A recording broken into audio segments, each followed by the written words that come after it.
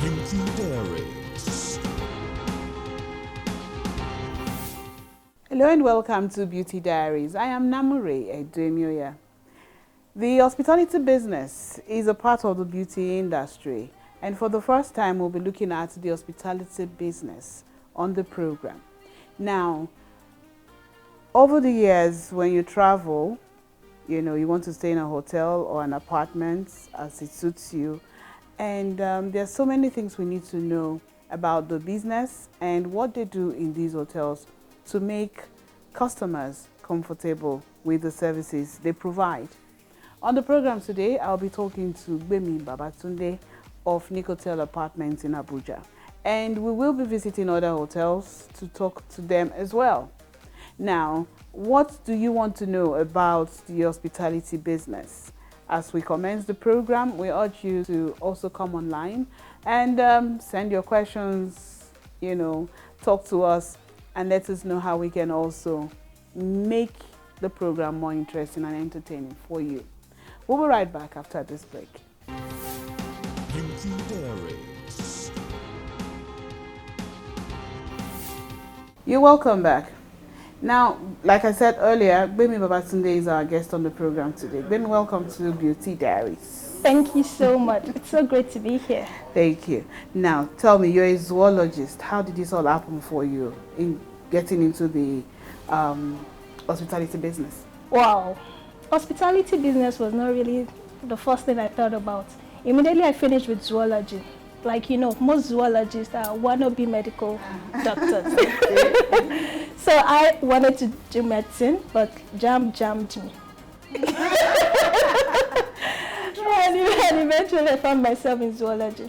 Immediately I finished with zoology, I remember that all through school, everybody always loved my corner. They loved the way it looked. They always asked me, next session when you're coming, can you draw up my corner for me? Because I'm a very creative person. I love to work with my hands. So I found myself in interior design. I had a diploma in interior design and I started working. 2010, I started that. I set up my store. I spent 2 years setting it up because I have this perfection paralysis. I love things to be very perfect. I believe it can be better. I just keep pushing. I had to set a date to push me to open the store. When I opened the store, the next thing, I had to shut it down. The government shut it down and said I turned the residential to commercial. Oh, wow. And I shut it down in 3 months. I set it up. This was in Apple. Apple Quarters. Okay. I set it up 2 years in setting it up, and in 3 months it was shut down. It was a trying time for me, and I was just home. I just didn't want to do anything. I was frustrated. I was depressed. I didn't know what to do. In my state of depression, I just kept thinking of every bad thing that happened to me, anything anybody had said to me to make me even feel worse. And I remembered what a friend told me then. She was like, "Baby, you have 2 boys. Are you going to try again for a girl? I know you've always loved this idea of mini-me." And I was like, "No, I'm good. On my 2 boys, I'm good. I'm the girl in the house." And she told me, "Well, sorry. So you mean you will never experience this mother of bride excitement that comes with the wedding, where people will troop into the house to visit you and all that?" And I thought about it.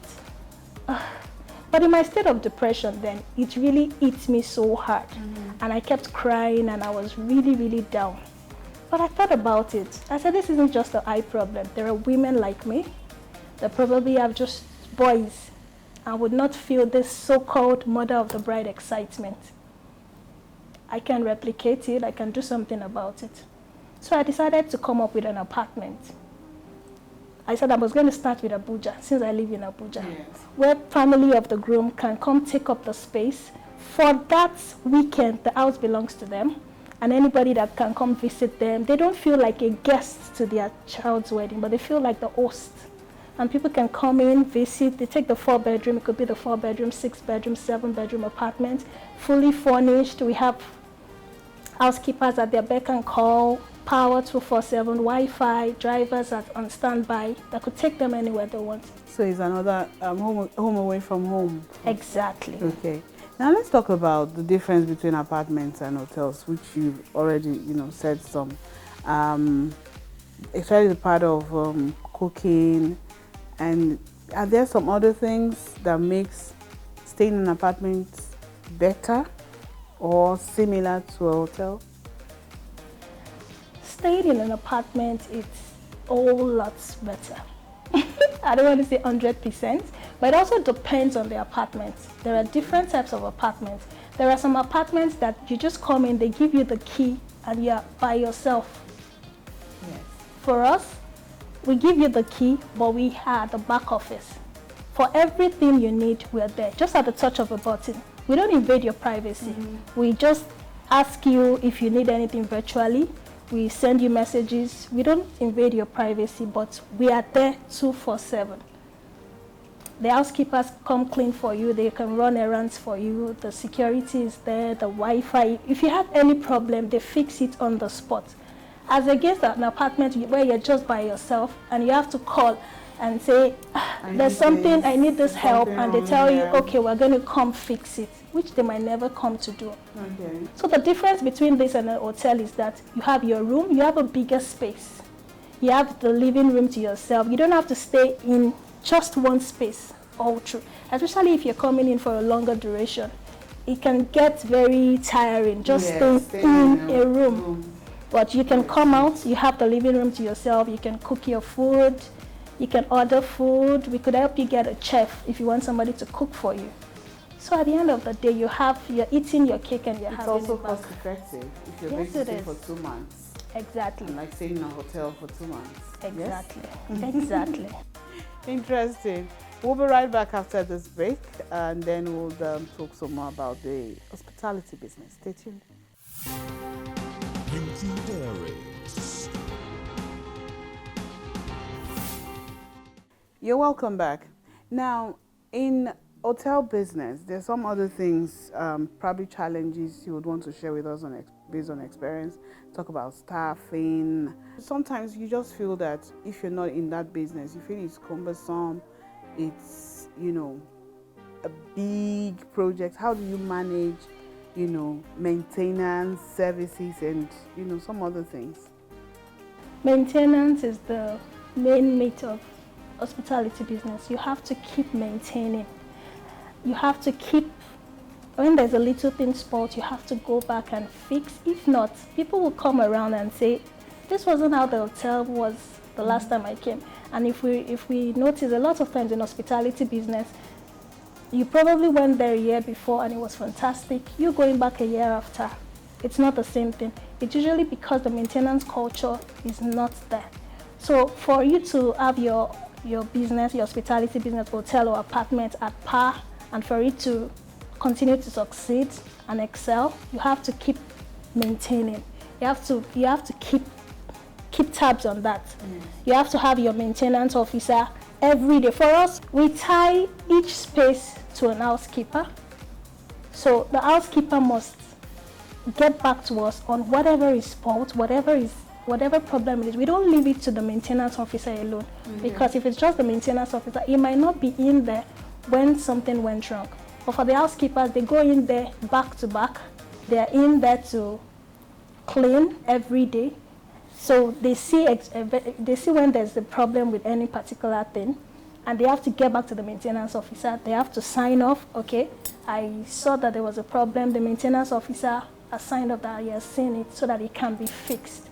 We also have a feedback mechanism where the guests can also tell us exactly what the problem was when they stayed. We usually ask, because sometimes they don't want to speak. They just tell, yeah, it was fine. So there's this thing we say. We say, oh, how was your stay?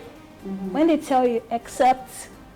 Okay. We always say accept, so that we are giving them room to be able to tell us exactly what was wrong and we can fix it. For customers, they're very particular about being heard. If they feel like they were being heard and it was implemented, they'll feel like, yes, those people understand me and they really want me and I matter. They value me. Exactly. The feedback matters Yes, the a lot. feedback. So when we get the feedback and we fix, we even also get back to them and say, you complained about this the other time. We fixed it. I'm like, oh, okay, thank you so much. So for us, that has been one of the things that has helped us, the feedback mechanism. and being able to make them feel comfortable to tell us what the problem is Yeah. by going with the accept thing. Talking about clientele now and customers, some customers make sure that they, give feedback even if you don't ask. Especially when you travel out of the country and you're eager to, share your experience online, it actually helps with the profiling of the hotel or apartment as it may be. Now, we talked about staffing earlier. Now, I want us to go into decor. Okay, I walk into a hotel.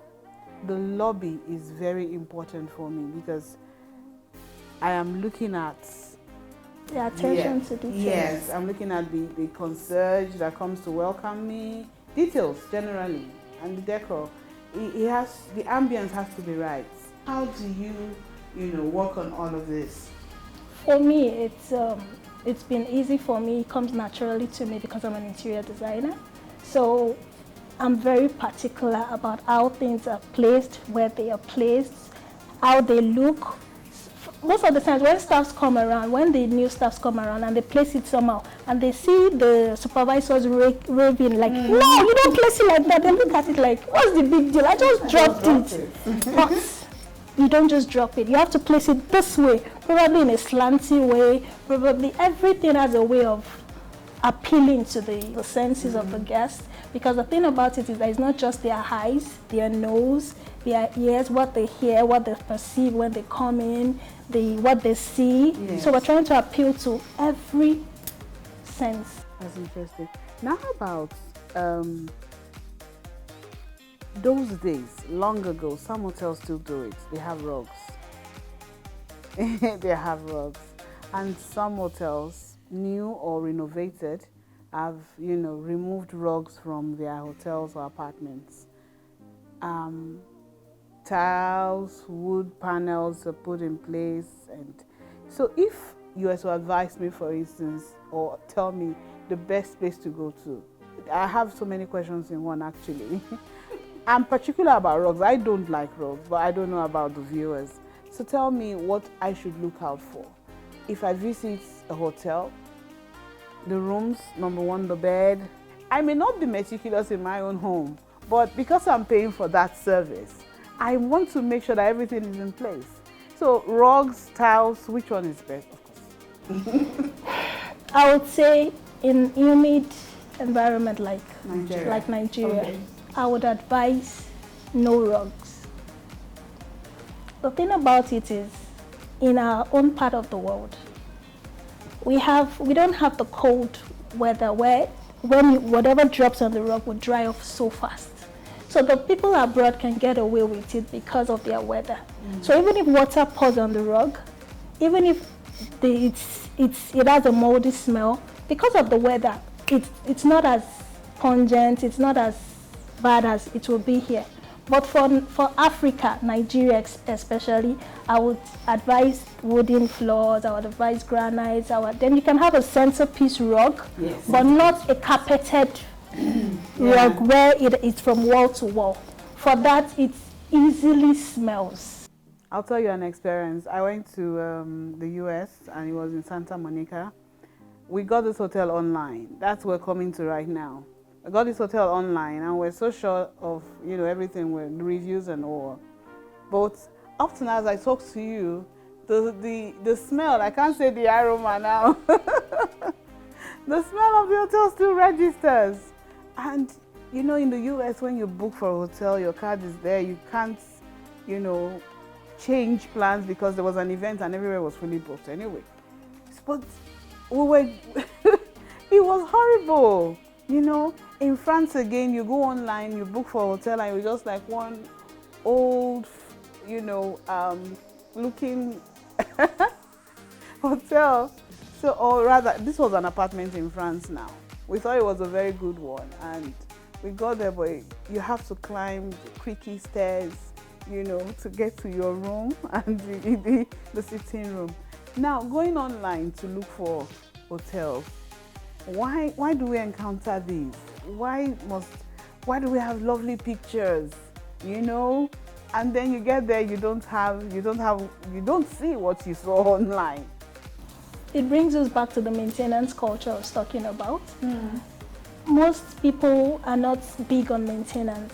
Most places are probably not big on maintenance. That's one thing I would say about my business. When people come in, the first thing they say is, wow, it looks exactly the same. And the reviews as well. When you read reviews, but I think people are more conscious of their reviews. They know what they want. So they leave reviews exactly the way they feel. Yes. Back in the days, people were a bit more cautious and like, I don't want to spoil this business. I don't want to do it. But right now, people, because a lot of things are bought online, and probably people have gone through the same thing you went through, where they went there and it wasn't exactly what they got. So people are more vocal online. If you check a lot of reviews now, they are more accurate. Yeah. You need to read through and understand and read exactly where they said there was a problem, because they always write, even if they give an eye review and say it was nice, except this. So you need to focus on the except and understand that probably that is what the problem is with that particular space. But I would say reviews are now more genuine. So looking through reviews, it can help you inform your decisions. Though there are some that the pictures don't look exactly the way it looks right now, and they will tell you it used to look like that. Yes, or they are renovating that part. Uh-huh. And then what happens when you have a guest and you're renovating a part of a hotel? I experienced that in Senegal. And what I would say is you should also help other people. So with that, you should leave a review and say it probably doesn't look exactly like what you saw online. You're right. With that, you're helping other people. You're right. So most of the time, when we're saying we're trying to help the business, and we don't want to be so vocal and tell them exactly how we feel, we are also part of the problem. We are. I agree with you. I was in a particular airline where we were all complaining about, the service. And one of the air hostess confided in us and said, you know what? You Nigerians, you do not complain. You go online and complain. Because these other people you see here from other countries, they'll go online and make complaints and they will be attended to. So you need to do that as well, so that, they will know what is happening. So it's interesting. Now, with all the business going on, everybody having fun, vacations, time to, work on, unwind or stay away from home, COVID-19 happened. And I went around the city in Abuja and I saw padlocks on the gates. You couldn't access these hotels, even if you wanted to go for lunch away from your home. It was not possible. And that was when we got to know that, okay, the hotel business or the hospitality business is suffering from it. We'll be talking more about this when we come back from the break. Stay with us. Beauty Diaries. Now let's talk about the glasses. Okay. Because I know that sometimes we make some errors using the wrong glass for the wrong drink. Okay. We have 4 glasses here. The water glass, which is called the highball. So people use this for water. They use it for juice as well. But in a real formal setting, maybe you go to dinner with the president or somebody like that, you're going to have 3 sets of goblets. Okay. A water goblet, a red wine goblet, a white wine goblet. And then if it's like a wedding, there may be champagne flute like this one. Like this one will be placed on the table as well. But for instance, if you're in a restaurant where the waiter takes your order and you only requested, for instance, for red wine, he will discreetly remove the remaining glasses up and leave the red wine and your water glass behind. Every other glass will be removed. Yes. Yes. So how do you hold the glass? Well, with this one, you can hold like that, but with the one with the stem, you hold the glass by the stem. Like this, Sister Namure. Like this. So you drink like this. You don't make the mix, because when you hold the glass here, the temperature of your body will affect the temperature of the wine, especially if it's a red wine, because red wine are served at room temperature. Okay. So you don't want anything that will disturb the temperature of that wine. So that's why it's advisable to hold it at the stem. So there's actually reason why it's being held Yes, like this. and also, even if it's a white wine that is chilled, you don't want your fingers leaving a mark on the glass. Okay. So you still hold it by the stem. Interesting. And not like this. Not like that. Sometimes we just play with it. Yes, I Okay. know. Beauty Diaries. Welcome back. With the outbreak of the coronavirus, like I said earlier, the hotel business went down. A lot of hotels have been preparing for summer holidays, weddings, and we're already engaged and ready for some other events. But the outbreak of the coronavirus affected the business. How was it for you, Baby, when you heard of the lockdown? The outbreak of the coronavirus struck a massive blow on industries around the globe. But I dare say the blow dealt the tourism sector as a whole was a massive blow. The aviation industry, the hospitality, even the entertainment industry have been the worst hit. It was grounded to a halt.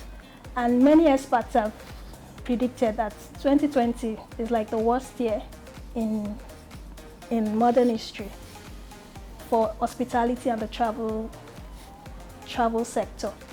The thing about it for us is that it was a massive blow for us because we had a lot of cancellations. We had people that had booked and we had cancellations. We had to refund. We had to do a lot of refunding and we had to close down. We had to put staffs on compulsory leave and all that. It's something that has affected quite a number of people, a whole lot of people. The World Travel and Tourism Council, they estimated that the job losses around the globe is like about 75 million people. Bringing it to Africa, about 2 million people have lost their jobs. And in Nigeria, the aviation sector has said that they estimate about 62 billion naira revenue loss. So it's a massive loss for everybody in this industry. And it's a trying time for everybody. With the ease of the partial lockdown, okay, businesses are opening. What are the safety measures that have been put in place? I know government has ruled out some rules and regulations that the hospitality business, aside the hospitality business, other businesses must follow. For the hospitality business in particular, what are the measures that you have put in place to make sure that you can have guests come back to your apartments, your hotels, Okay, first of all, the thermometers to check temperatures at the gates as you come in. We have sanitizers, also dispensing sanitizers everywhere so that you just put your hand or places where you can wash your hands and dry and use the sanitizers. We also have the fogging machine where disinfecting the whole place. It was one of the outlines that we have to fumigate and disinfect, which we did. A lot of hospitality businesses have their own machines as well. So we disinfect before and after each guest so that we can make them feel comfortable, feel safe, because their safety is our concern. If we're hospitality, we care about their total well-being, and especially in this COVID-19 times, we just want them to feel comfortable that we've gone above and beyond to ensure that we're taking every precautionary measures to ensure that the place they're coming to is safe, and also for them to feel comfortable and just ease gradually back into the hotel and the apartments, because we know a lot of people are scared right now. Yes. Now, can we get a final word from you in regards to all of this? Especially the hospitality business. Some people may want to even be, have this kind of business in future. The challenges you said earlier about what are the other things I want to look out for? I want to say to everybody in the aviation and the hospitality industry, I want to say, no matter how rough the tides, let's just keep rowing. We might change the way we row, but let's keep rowing and we'll definitely get to shore. Let's hang in there. What I'm going to say to customers trying to come in is that just don't be scared. We've put in a lot of precautionary measures. We have you in mind, we're thinking about you, we understand your concerns, and we're doing everything possible. We just want you to understand that we're in this together, and we're definitely not going to put your health at risk. Thank you so much, Gbemi Babatunde, for being part of Beauty Diaries. Thank you so much for having me.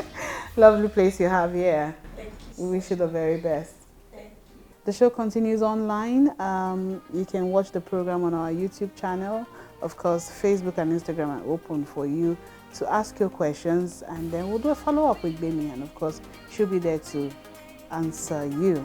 That's how we round off the program today on Beauty Diaries. I am Namure Edemioya. Remember, remain beautiful inside and out. Bye for now.